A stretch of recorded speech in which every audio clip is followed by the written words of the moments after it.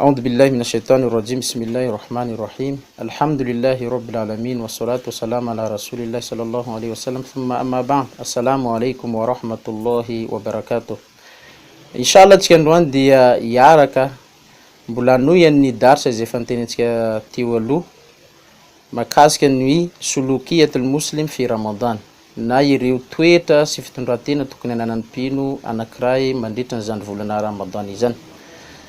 Hakikatu sawma yasum lisanaka anil kadhib wal ghiba wan namima. Ny tena fifehezana de ny hoe ny lelantsika na ivavatsika io tokony ny iarovantsika amin'ny lalan'ny lainga na ny fifosana sy ny tatidresaka. Ahitsika tsara fa ireo razambentsika na ireo olokendry miteny mana hoe khisulatani tufsidani siyam. Misy karazany zavatra anankiroa izay manimba ny fifehezana. Io zavatra anankiroa io al-ghiba wan namima, ny fifosana sy ny tatidresaka. Matetika manko ny tena manimba ny fiarahamonina anankiray de amin'ny alalan'ny izany zavatra anankiroa izany, ny fifosana sy ny tatidresaka. Ka tsika ao anatin'izao volana Ramadan izao raha lasiray maneny ajana isany, oka ny fifehezantsika mba ataotsika fifehezana madio araka ny akasitrahany Allahu subhanahu wa ta'ala sy iriny Allahu subhanahu wa ta'ala amitsika pino, ary ataotsika izany fifehezana izany lavitra ny fifosana sy lavitra ny tatidresaka sy ny lainga sy ireo toetra ratsy izay manimba ny volana Ramadan na fifehezana ao na mandritra zany volana Ramadan izany. Ny ratsambatany zanak'olombelona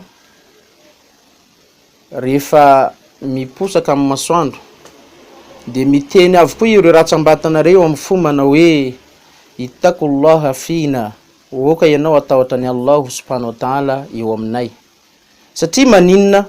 Satria ny fozy izy, ny fony zanak'olombelona na io le karazany lela izay miteny eo amasotsika io na miteny eo anatrehantsika io no fototry ny aratsina na ny fahotana rehetrarehetra. Ka zay mahatonga ny ratsambatana mibaiko amin'ny lela mana hoe oka anao atahotra ny Allahu subhanahu wa ta'ala aminay, satria ny lela no mibaiko amin'ny lalan'izany ratsambatana rehetra izany. Ittaqullaha fina fa innaka in salahta salahna. Oka anao atahotra ny Allahu subhanahu wa ta'ala aminay, satria raha ianao ny tsara de ho lasa tsara avokoa izahay ato arinanao. Wa ina wajadta in wajadna, fa raha ohatra ndray anao mivilambilana na manao zavatra tsy mety de lasa manaraka anao avy koa izahay rehetrarehetra am'izany. Ny teny Rasul sallallahu alaihi wasallam mana hoe wa hal yakubbu an-nasa fi an-nar ala manakhirihim illa hasaid alsinatahum. Moa ve tsy amin'ny lalan'ny lelany na tonga andreo zanak'olombelona izay sotomma sy atsipy ao anatin'izany afobe zany. Rasul sallallahu alaihi wasallam nametraka an'izany fanontaniana zany teo anatrehany ray amin'ireo mpanaradiany, marina tokoa izany amin'ny lalan'ny lela no mahatonga ny olona anankiray ho tafiditra ao anatin'ny afobe amin'ny andro ny fitsarana. Ka eto raha lasiray maneny ajanisany, oka ny fotoanantsika tsy ho lalitsika ao anatin'ny resabe, satria amin'ny lalan'ny resabe nazahoana fahotana, amin'ny lalan'ny resabe no atonga ny fifehezantsika io possible ho simba na tsy ekeny Allahu subhanahu wa ta'ala.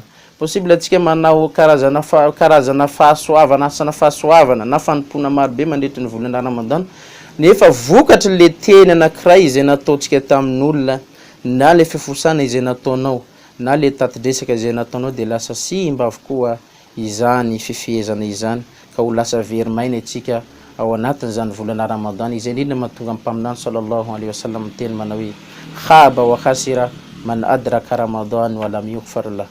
Ho maty antoka tokoa ny olona anankiray nahatratra ny volana Ramadan nefa tsy voavelany helokany. Satria maninona izy tsy nahinana rarota nandritran'izany volana Ramadan izany, tsy nahinana dio ny terana izy nandritran'izany volana Ramadan izany, ary tsy nahay ihany koa izy nanakana ny lelany amin'ny lalany ireo teny mety mahatafotoana ny olona anankiray na mety azahoany fahotana ihany koa. Jazakumullahu khairan. Aqulu qawli hadha wa astaghfirullaha li wa lakum. Assalamu alaikum wa rahmatullahi wa barakatuh.